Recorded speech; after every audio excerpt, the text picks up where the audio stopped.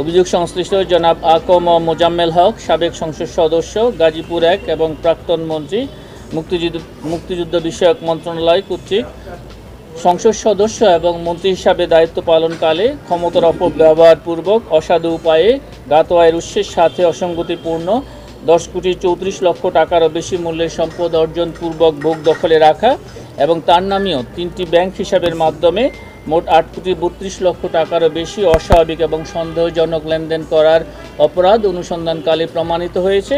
এই কারণে তার বিরুদ্ধে দুর্নীতি দমন কমিশন আইন 2004, মানি লন্ডারিং প্রতিরোধ আইন 2012 এবং দুর্নীতি প্রতিরোধ আইন 1947 সংশ্লিষ্ট ধারায় একটি মামলা রুজুর সিদ্ধান্ত গৃহীত হয়েছে। আপনাদেরকে অনেক ধন্যবাদ। ছোট্ট প্রশ্ন হচ্ছে, আজকে দুর্নীতি দমন কমিশনের আবেদনের প্রেক্ষিতে সাইমা অজদ পুতুলের একটা সম্পদ বাজেয়াপ্তের নির্দেশ এসেছে, একরকের নির্দেশ এসেছে। তো ধরেন এরকম তো অনেক শেখ হাসিনা সহ তার পরিবারের অনেক সদস্যের বিরুদ্ধে মামলা হয়েছে। দুদক কি ফার্দার এরকম তাদের ব্যাপারেও সম্পদ ক্রোকের চিন্তাভাবনা আছে কিনা, রয়েছে কিনা?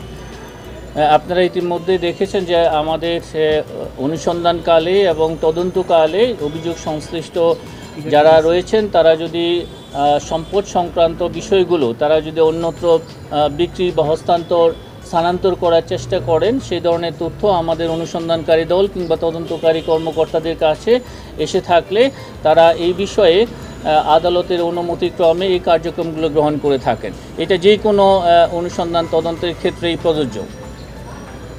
এটা যেই অনুসন্ধান তদন্তের ক্ষেত্রে এই ধরনের তথ্য থাকবে, এটা আমাদের অনুসন্ধান দল এবং তদন্তকারী কর্মকর্তাদের এখতিয়ারাধীন বিষয়। তারা কমিশনের অনুমোদনক্রমে আদালতের আদেশ নিয়েই এই কার্যক্রমগুলো করে থাকেন। আরেকটা বিষয় হচ্ছে যে পুতুলের বিষয়ে গত পরশু রেড অ্যালার্ট ইন্টারপোলের সহযোগিতার জন্য রেড অ্যালার্ট জারি করছে দুদকের আবেদনে আদালত নির্দেশনা জারি করছে।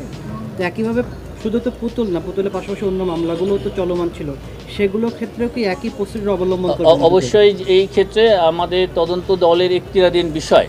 তারা তদন্তের প্রয়োজনে যেটা যখন প্রয়োজন হবে সেই ব্যবস্থা তারা গ্রহণ করবেন। শেখ হাসিনা সহ অন্যদেরও ইন্টারপোলের মাধ্যমে যে কোনো, এখানে কোনো ব্যক্তি বিশেষ না, তদন্তের প্রয়োজনে যেই অভিযোগ সংশ্লিষ্ট যাকে মনে করবেন যে তদন্তকারী কর্মকর্তারা যে আইনানুগ প্রক্রিয়া, রেড অ্যালার্ট বলেন, সম্পদ জব্দ বলেন, ক্রোক বলেন, অ্যাটাচমেন্ট বলেন, ফ্রিজ বলেন, যা করার প্রয়োজন তাদের স্বাধীনতা, তারা এটা করতে পারবে। স্যার স্পেসিফিকভাবে একটু বলি, কারণ যেহেতু সাবেক প্রধানমন্ত্রী, সাবেক অনেক মন্ত্রী, তাদের ব্যাপারে তারা দেশের বাইরে রয়েছেন, আপনারাও জানেন, আমরা বিভিন্ন সংবাদপত্র দেখি।